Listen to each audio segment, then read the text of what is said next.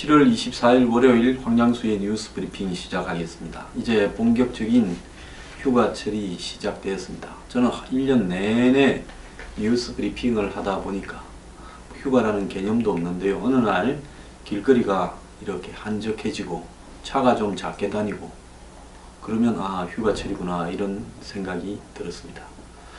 자, 뉴스 브리핑은 쉬지 않고 계속합니다. 말도 많고 달도 많던 추경 예산안이 토요일날 통과가 되었습니다. 금요일날 이 여당인 더불어민주당에서 국민의당과 바른정당을 끌어들여서 한국당이 반발해서 그래서 이 문제가 좀 있었습니다만은 결국은 약간의 조정을 해주고 여당의 뜻에서 크게 어긋나지 않는 선으로 통과가 되었습니다. 원래 과반수 출석에 과반수 찬성해야 되는데 더불어민주당 의원들 122명인가 중에 26명이 외유를 떠나거나 자리에 없어가지고 1차 정회하고 2차 정회해서 모아도 149명밖에 모으지 못했습니다. 그래서 결국은 자유한국당 의원들 일부가 이렇게 참석해 줌으로써 사실상 성원이 되어서 겨우 통과했는데요. 이 자리에 장제원, 김연아 자유한국당 의원 2명이 참석을 해서 자유한국당 의원이 아무도 참석하지 않을 때 이 둘은 소신이라고 하면서 참석을 해서 지금 화제가 되고 있습니다. 자, 그러면 통과된 내용에서 뭐가 좀 달라졌냐. 일단 179명이 참석을 해서 찬성 140, 반대 31, 기권 8로 45일 만에 국회에 제출된 지 통과되었습니다. 자, 국회의원이 300명으로 알고 있는데 자유한국당 의원들까지 마지막에 참석을 해줬는데도 179석밖에 안 된다 말은 여기 안 들어있는 121명은 어디 다 놀러가고 멀리 가신 모양이에요. 그래서 애초에 11조 1869억이었는데 1536억이 감액되어서 11조 333억으로 결정이 되었고 공무원 정원 규모는 원래 12,000명을 하는데 지방에서 7,500, 중앙에서 4,500을 하기로 되어 있었습니다. 그런데 중앙 4,500 중에서 한 2,000명 가까이를 줄여서 중앙 공무원을 2,575명을 정원하는 걸로 합의가 되었습니다. 그리고 지방 부분은 어떻게 할 것인가를 다루지 않고 설거머니 넘어갔는데요. 이번에 공무원 채용을 위한 예산 80억은 예비비에서 하는 걸로 해서 사실상 야당도 동의해 주었습니다. 그러면 지방직 공무원들은 각 지자체 예산에서 채용 비용이 나가게 되겠죠. 결국은 국민을 상대로 12,000명을 채용하는 것, 또 더 나아가서 문재인 정권 내내 14만여 명입니까? 공무원을 정원하는 부분에 대해서 결국 야당은 그동안에 거세게 이것이 국가 재원을 좀 먹는다.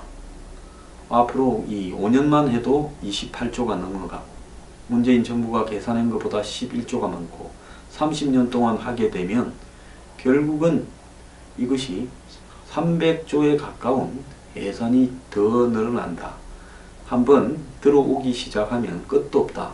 자, 정년 퇴직할 때까지 월급과 관리 비용이 나가야 될 거 아니냐. 연금도 나가야 될 거고. 이런 문제 제기를 했으면 여기에 숫자 2,000 줄이고 그 채용 비용을 추경이 아닌 예비비로 하고 지방 부분은 지방에서 알아서 하니까 그냥 덮어버리고 그거 다 고용되겠죠. 이렇게 가는 게 무슨 의미가 있는 겁니까? 또 전체적으로 추경 예산을 11조 1869억에서 11조 333억으로 줄이는 게 무슨 의미가 있다라는 겁니까? 애초에 이 추경이 그야말로 의미 있게 문재인 대통령이 이야기한 것처럼 일자리 절벽이 생긴다. 한마디로 재난이다. 그럼 추경이 되면 재난이 극복되고 일자리 절벽도 사라지고, 추경이 안 되면 국가적인 일자리 재난이 생길 정도인가? 적어도 그런 거짓말을 한 부분에 대해서는 사과라도 받든지 그래야 될 거 아닙니까? 대통령이 될 때마다 마치 취임 선물처럼 이런 식으로 추경을 편성하고, 또 해마다 경제 조금 어렵다. 경제 언제 좋은 적이 있었어요?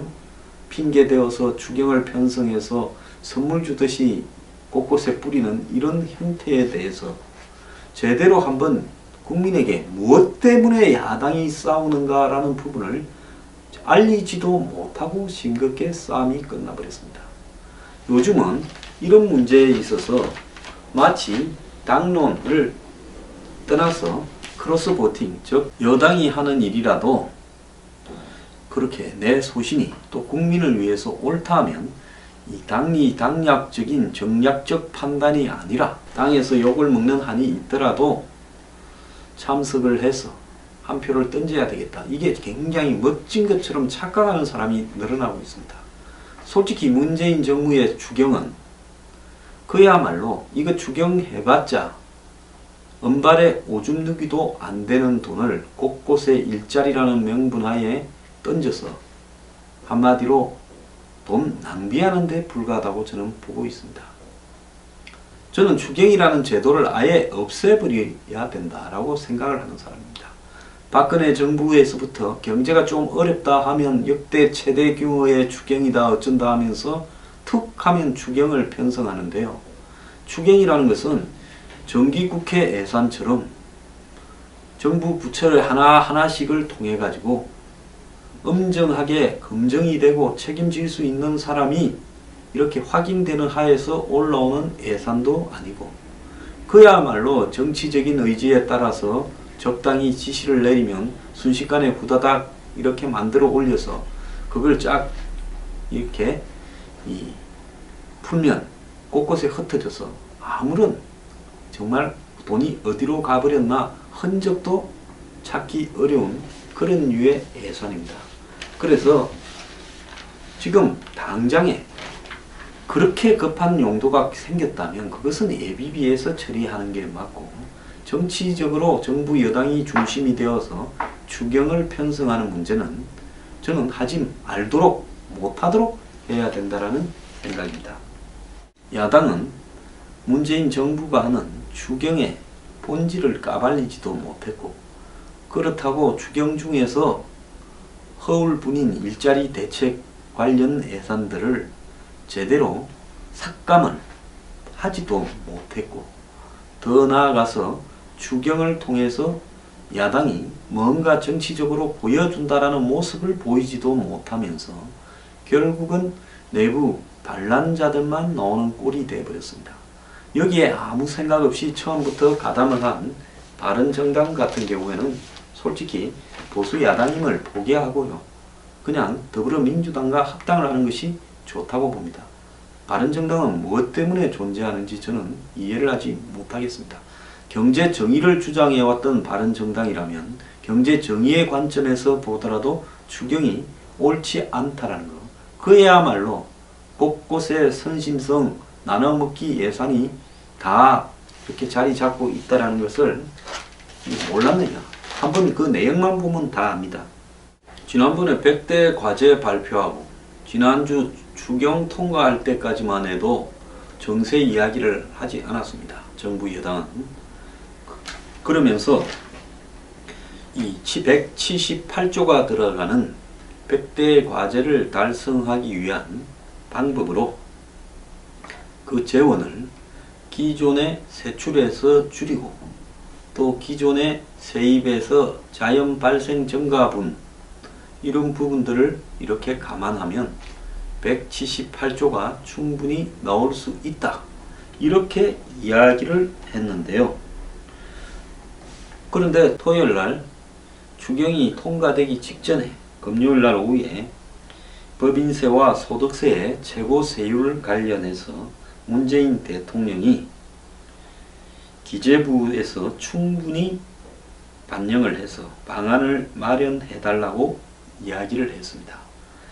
목요일날 있었던 당 정청이 참가한 국가재정전략회의에서 추미애 대표가 제안한 부자 정세를 수용하겠다라고 한 것으로 보입니다. 자, 부자 정세. 우리가 이 세상에는 부자가 아닌 사람보다 부자가 훨씬 작죠. 그래서 극소수의 부자들을 대상으로 정세를 하겠다라고 하는 추미애 대표의 제안을 문재인 대통령이 받는 식으로 발표했습니다. 이 제안조차도 물밑에서 다 짠 거겠죠. 자, 매출이 2천억이 넘는 기업에 한해서 현행 지금 법인 세율이 22%인데 25%로 3% 올립니다. 그리고 소득세율도 5억이 넘는, 과표 5억이 넘는 소득을 올리는 사람에 대해 현행 40%에서 42%로 인상한다. 이것이 주요 내용입니다. 원래 작년까지만 해도 38%였는데 올해 이 5개 이 소득세 과표 구간에서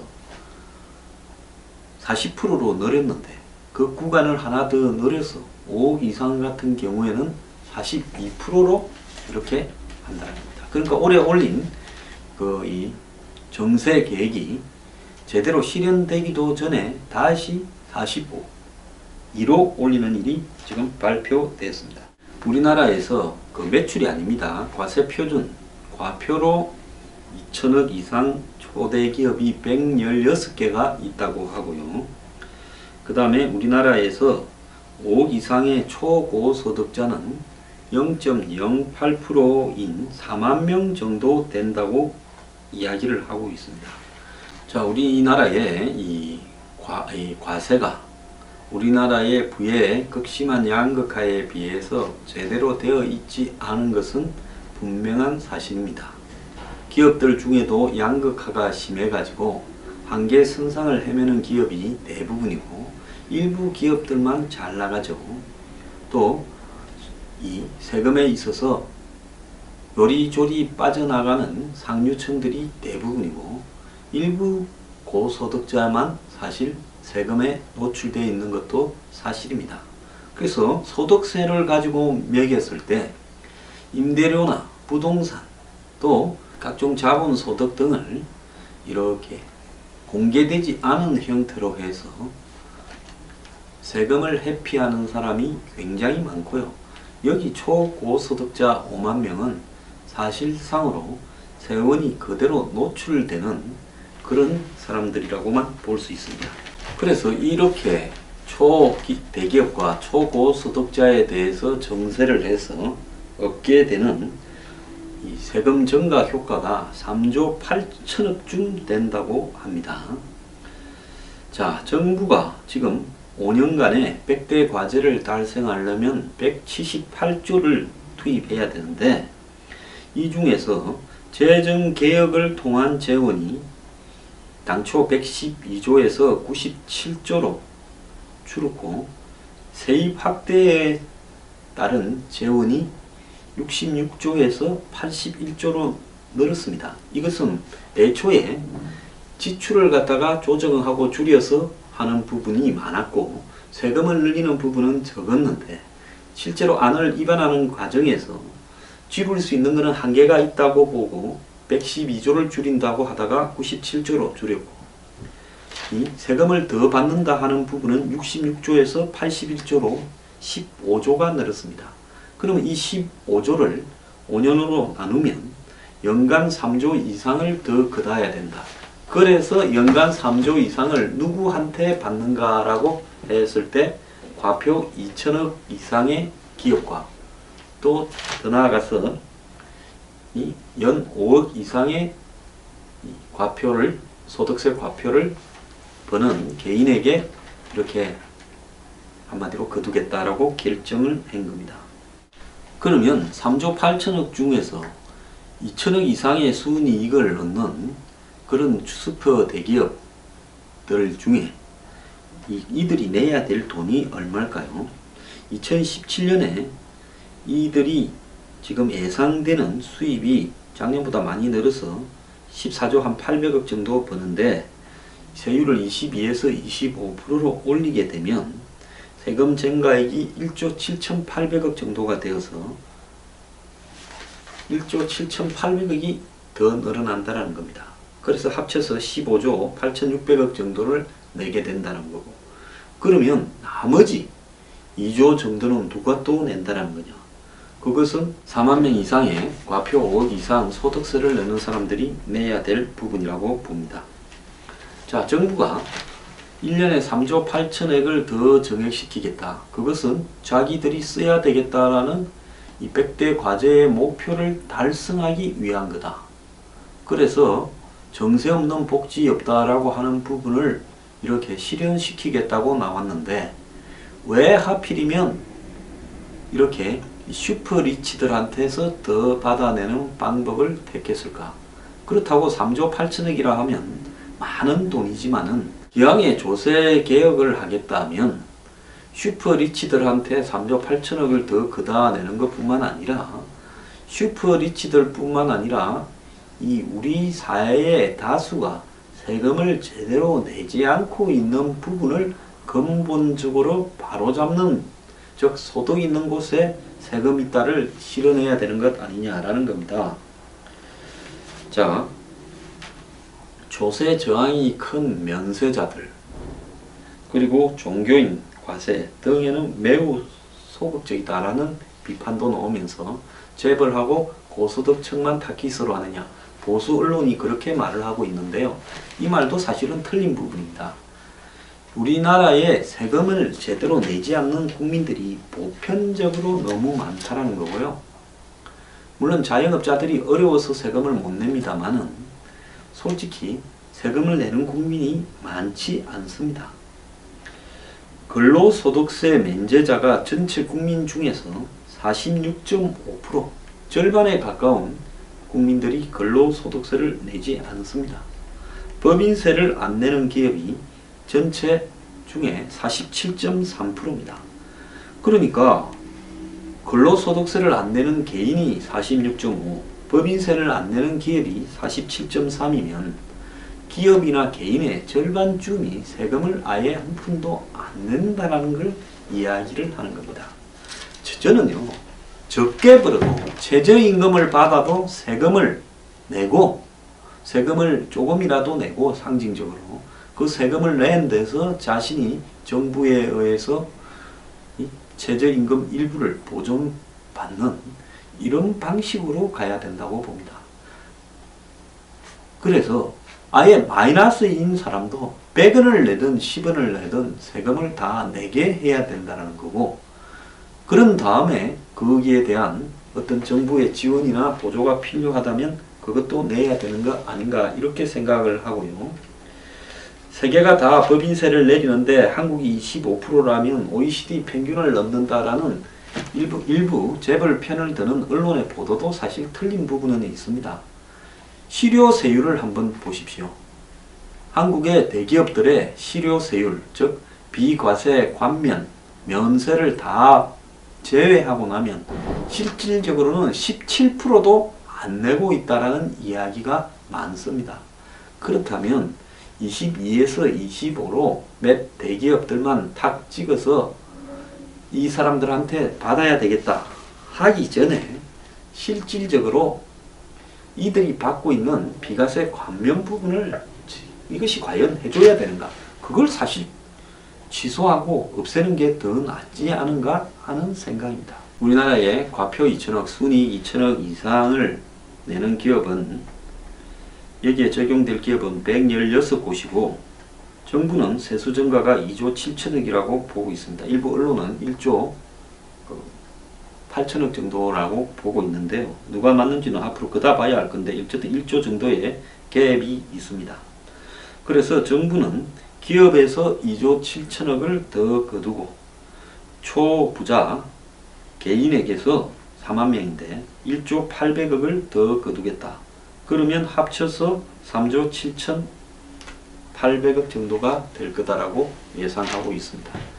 자, 마지막으로 제가 이 여기에 대해서 드리고 싶은 이야기는요, 이런 계획에서 실질적으로 116개의 기업과 4만 명의 개인을 대상으로 3조 8천억을 더 거두어 들이는데, 사실 우리나라의 세금 구조의 가장 큰 문제는 임대나 이런 어떤 부분에서 세금을 제대로 내지 않는 사람, 특히 부동산을 갖다가 사고 파는 과정에서도 세금을 제대로 내지 않는 사람, 이런 사람들이 너무 많다라는 겁니다. 그리고 상속세나 증여세에 대해서도 너무나 구멍이 많아서 다들 빠져나간다는 겁니다. 그러면 빠져나가는 고기들을 먼저 잡아야지, 그물에 가다 넣은 데서 빠져나가는, 또 그물 크기를 더 늘려서 더 잡겠다고 하는 것이 옳은가? 그런데 왜 이런 일을 하는가? 자, 이 정권은 2천억 이상의 순이익을 버는 기업과 그리고 5억 이상 버는 대기업에 대해서, 즉 0.0몇 프로에 대해서 팔을 긋고 두드리고 있다. 그러니까 나머지 99.99%는 우리가 당신들 편이라는 것을 알아라 하는 일종의 쇼가 아닌가라는 생각도 듭니다. 추경과 정세에 대해서 좀 한심해서 이야기를 해봤습니다.